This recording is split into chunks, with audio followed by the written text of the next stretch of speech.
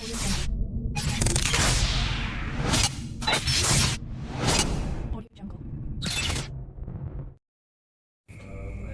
sudah dimediasi beberapa waktu lalu oleh Disnaker Trans Kaltim, namun permasalahan antara eks-karyawan dengan perusahaan PT Sinar Kumalanaga yang berlokasi di Kabupaten Kutai Kartanegara masih bergulir. Keduanya telah memiliki argumen masing-masing. Sejumlah eks-karyawan tersebut mengklaim bahwasanya selama bekerja 4 tahun, upah yang diterima tidak sesuai dengan peraturan pemerintah dan menuntut perusahaan agar membayar kekurangan upah gaji dan upah lembur. Salah seorang kuasa hukum karyawan Andi Denis meminta agar pihak perusahaan segera menyelesaikan pembayaran terhadap eks-karyawan dan tidak menunda hak yang seharusnya diberikan. Awal mula bahwa pihak perusahaan sudah melakukan komitmen dengan para pekerja, eks-pekerja, bahwa kekurangan upah dan lembur akan dinegosiasi secepatnya. Tetapi sampai sekarang mereka malah melakukan banding ke Kementerian Pusat. Jadi artinya dia melenceng dengan perjanjian atau komitmen tersebut. Nah, memang udah benar bahwa surat banding itu sudah muncul. Tetapi tidak ada bukti bahwa surat banding itu udah sampai Kementerian Pusat atau tidak, Kementerian Disnaker, ya kan.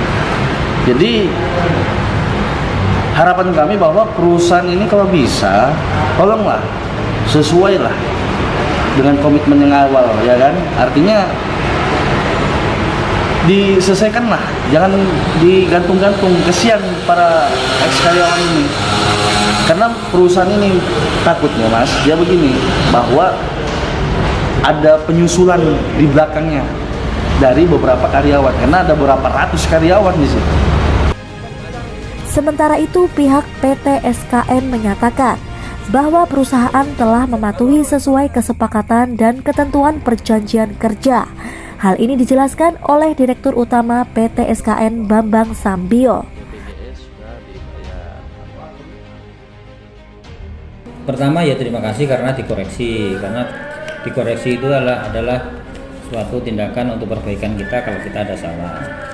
Tetapi di dalam satu hal tanggapan karyawan itu bukan kita nggak merespon, makanya yang lebih berwenang adalah dari Disnaker Pusat. Makanya data-data yang dia klaim itu kita kirim ke pusat.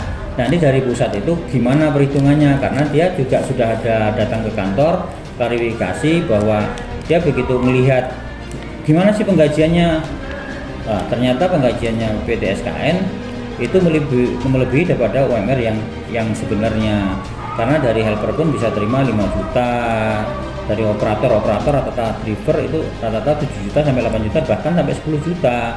Jadi kalau yang dituntut masalah lembur, memang ada komitmen kita dan perjanjian kita itu dibayar secara retasi.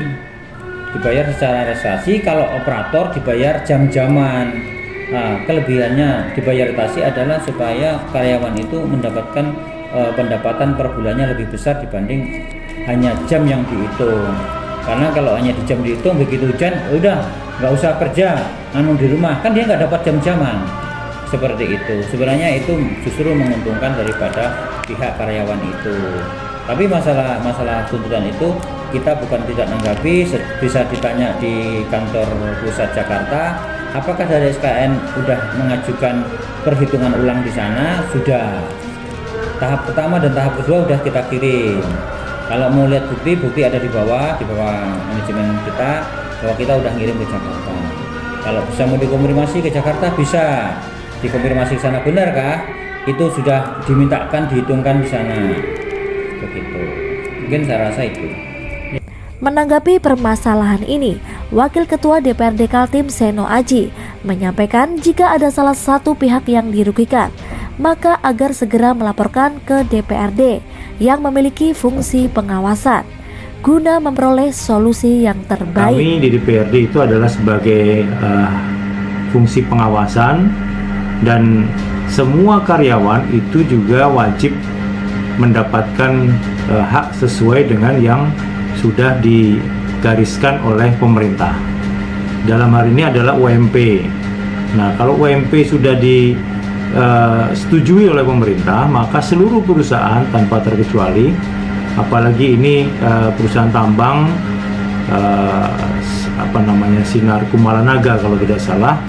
Nah, itu juga harus mengikuti kewajiban-kewajiban yang dibebankan oleh pihak perusahaan, karena karyawan sudah mengikuti, sudah memberikan kewajibannya, maka dia juga mendapatkan hak sesuai dengan yang ada di pemerintah. Artinya adalah upah minimum harus dipenuhi, kemudian BPJS harus didaftarkan, dan yang paling penting adalah pajak. Nah, pajak ini setiap karyawan mendapatkan atau dibebankan pajak karyawan namanya, yang pajak itu digunakan untuk pemerintah sebagai pembangunan di Kalimantan Timur. Nah, kalaupun ini tidak dilakukan oleh perusahaan, maka perusahaan bisa terancam tutup dan tidak bisa beroperasi lagi. Nah, kami harapkan bahwa untuk karyawan yang merasa, sekali lagi, yang merasa haknya dirampas oleh perusahaan, mohon segera dilaporkan. Yang pertama adalah dilaporkan ke Dinas Tenaga Kerja. Yang kedua adalah jika menginginkan adanya solusi yang baik, maka pekerja tersebut bisa melaporkan ke DPRD, apakah itu di DPRD kabupaten atau DPRD provinsi, untuk kita bisa lakukan rapat dengar pendapat dan bisa mencari solusi yang terbaik.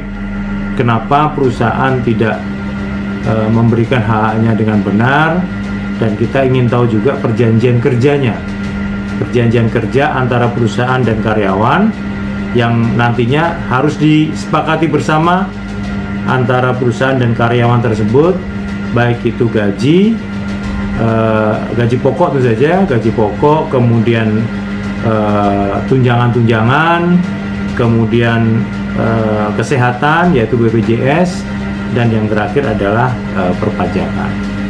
Nah, saya belum tahu detailnya, jadi sebaiknya nanti kita panggil pihak perusahaan dan kita juga panggil pihak karyawan supaya bisa sama-sama mendapatkan penjelasan yang baik.